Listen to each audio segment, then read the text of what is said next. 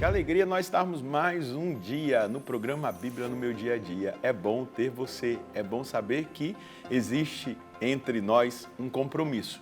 E é um compromisso com Deus, compromisso com a palavra de Deus. A palavra que é viva e eficaz, essa palavra mais penetrante que uma espada de dois gumes. Essa palavra que quer nos orientar em cada passo que nós damos. E ela é luz para os nossos passos. Quero convidar você a abrir seu coração junto comigo, porque nós estamos estudando o primeiro livro de Samuel. É uma nova temporada aqui na Bíblia no Meu Dia a Dia. E saber que Deus quer falar comigo, com você, nos coloca em estado de atenção. Precisamos estar atentos ao que Ele quer nos dizer.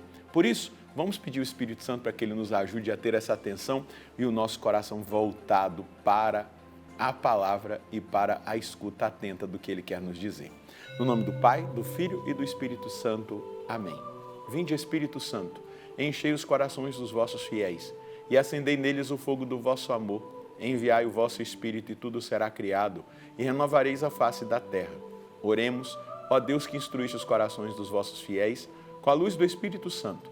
Fazei que apreciemos retamente todas as coisas segundo o mesmo Espírito e gozemos sempre da sua consolação por Cristo Senhor nosso. Amém. Quero convidar você aí a pegar a sua palavra, a sua Bíblia e também o seu caderno para anotar o texto que nós iremos estudar hoje. 1 Samuel, capítulo 2, versículos de 12 a 26. 1 Samuel, capítulo 2, versículo de 12 a 26. Vamos juntos ler o texto e depois meditá-lo. Os filhos de Eli eram homens desonestos que não se preocupavam com o Senhor, nem com o direito dos sacerdotes em relação ao povo. Toda vez que alguém oferecia um sacrifício enquanto se cozinhava a carne, o servo do sacerdote vinha com seu garfo de 3 dentes. Metia-o no caldeirão, na panela, no tacho ou na travessa, e tudo quanto o garfo trazia, o sacerdote o retinha para si. Assim se fazia a todo Israel que ia a Silo. Ou então, já antes de se queimar a gordura, chegava o servo do sacerdote e dizia ao que oferecia o sacrifício: dá essa carne ao sacerdote para ser assada, porque ele não aceitará de ti carne cozida, mas somente crua. E se a pessoa observava, primeiro queima-se a gordura, depois tirar o que quiseres. Ele respondia: não, ou me dás agora mesmo, como disse, ou tomarei à força. O pecado daqueles moços foi grande diante do Senhor, porque tratavam com descaso a oferenda feita ao Senhor. Entretanto, Samuel, menino, ainda estava a serviço do Senhor, usando a casula de linho chamada efode. Cada ano sua mãe fazia uma pequena túnica e lhe trazia, quando vinha com seu marido oferecer o sacrifício anual. Ele abençoava Eucana e sua esposa e dizia que o Senhor te dê descendência por meio desta mulher, em atenção ao pedido que ela fez ao Senhor. E eles voltavam para a sua casa. O Senhor, pois, visitou Ana. Ela concebeu e deu à luz a 3 filhos e 2 filhas. O jovem Samuel crescia na presença do Senhor. Já muito velho, Eli ficava sabendo de tudo que os seus filhos faziam a todo Israel e de como se deitavam com as mulheres que serviam à entrada do templo, da tenda do encontro. Dizia-lhes: por que procedeis do modo como ouço todo o povo contar, fazendo coisas escandalosas? Não, meus filhos, não é boa a fama que chega a meus ouvidos. Levais o povo do Senhor à transgressão. Se um ser humano pecar contra o outro, Deus poderá ser seu juiz. Mas se pecar contra o Senhor, quem intercederá por ele? Mas não escutaram a voz do seu pai, pois o Senhor queria fazê-los morrer. Entretanto, o jovem Samuel progredia, crescia e agradava tanto ao Senhor quanto ao povo. Nós vamos agora tocar em algo importante de ser meditado, compreendido. Veja só, corrupção dos filhos de Eli. Eles eram sacerdotes. Estou falando da minha classe, claro, sacerdotes do Antigo Testamento, mas vou olhar para mim, vou olhar para a questão do sacerdócio em si. Então a gente vê ali corrupção. Filhos de Belial. O que quer dizer isso? Filhos da maldade. Eles não conheciam o Senhor. Eles não tinham intimidade com o Senhor, apesar de serem sacerdotes. Isso aqui é muito importante, não é? Apesar de serem sacerdotes, não tinham intimidade e não tinham temor com o Senhor. E aí a gente vai perceber, quando não há intimidade, quando não há temor, quando não há conhecimento de Deus, quando não há profundidade, há corrupção, há pecado. Porque a carne vai mandar na alma. E a carne, quando manda na alma, porque a alma quer Deus. A minha alma tem sede de ti. Quando eu terei a alegria de ver a face de Deus. Mas quando o corpo manda na alma, ou seja, as paixões da carne, é isso que dá corrupção.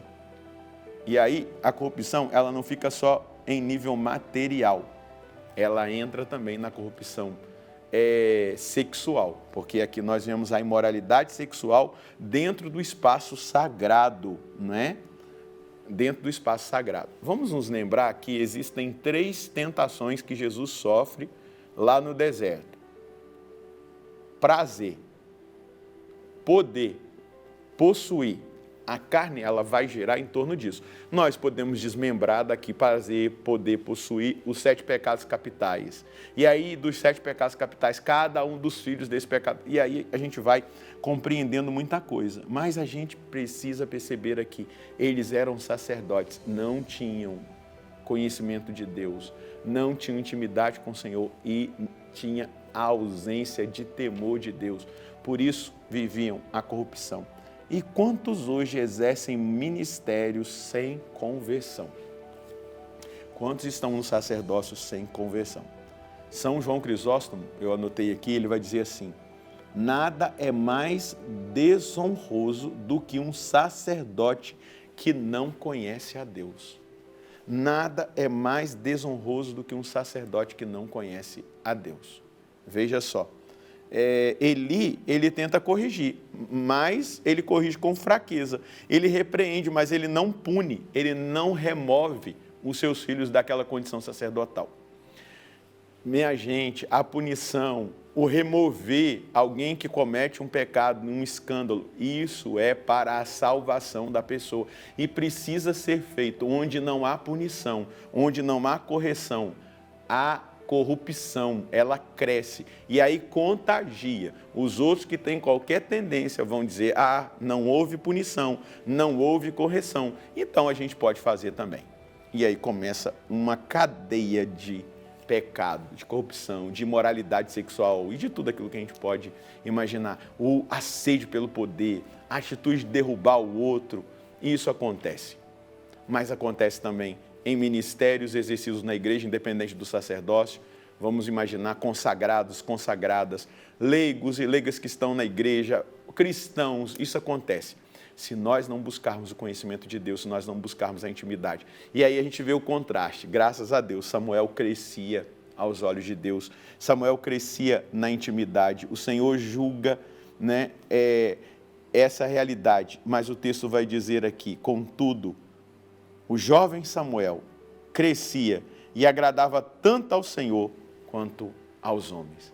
Esse deve ser o propósito da minha vida. Eu devo crescer para agradar ao Senhor. Consequentemente, se eu agrado ao Senhor, as pessoas também vão se agradar do meu ministério, do seu cristianismo, da sua vida, da sua família. Samuel, um jovem, crescia e agradava ao Senhor. É o contraste. Os filhos de Eli, Ofni e Finéias cresciam na corrupção, na imoralidade, na usurpação do poder. Samuel crescia na humildade, na simplicidade, no serviço, na santidade, e ele agradava ao Senhor e, consequentemente, agradava aos homens, porque ele estava servindo a Deus, e quem serve a Deus vai bem servir o próximo, vai fazer um bem para as pessoas. É muito importante a gente perceber esse caminho de Deus. Deus fala comigo hoje como sacerdote: eu não posso ser corrupto, eu não posso ser um imoral, eu não posso ceder à sede de poder. E isso, quem vive essa realidade é porque não conhece o Senhor, é porque não tem intimidade com o Senhor, é porque não tem temor de Deus. Isso pode acontecer com qualquer um. Quem não reza se condena. Portanto, o texto hoje vai nos chamar a uma intimidade e uma honestidade diante de Deus. A começar de mim, tá bom? Que sou sacerdote, que aqui nós estamos vendo Ófine e Finéia, sacerdotes que não conheciam o Senhor, que não tinham intimidade com o Senhor, que não tinham temor de Deus. Mensagem de Deus para nós. Devemos ser vigilantes quanto à nossa conduta, pois se percebermos qualquer desvio, precisaremos buscar ajuda na confissão e na direção espiritual. E o mais importante de tudo, precisaremos constantemente buscar o conhecimento do Senhor, a profundidade da oração e cultivar o santo temor de Deus. Como Samuel, somos chamados a crescer espiritualmente e a agradarmos o Senhor. Sinceramente, olhando para a sua vida, você hoje pode dizer que você agrada a Deus? Se com muita simplicidade e humildade você detectar isso, parabéns, lute para crescer, ainda mais. Mas se você perceber que você não tem agradado a Deus, arrume a sua casa. Coloque a sua casa em ordem, a sua vida em ordem e comece a agradar nosso Senhor.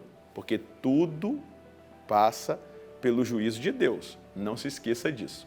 Vamos rezar? Senhor, assim como Samuel crescia espiritualmente, crescia no serviço, crescia na intimidade, crescia no relacionamento com o Senhor, no conhecimento do Senhor. Assim como Samuel crescia na santidade e agradava ao Senhor, é assim que eu hoje quero também me colocar diante de Ti. Eu quero crescer na intimidade, quero crescer no conhecimento do Senhor, quero crescer no temor do Senhor, quero crescer no meu serviço prestado a Ti e ao povo de Deus.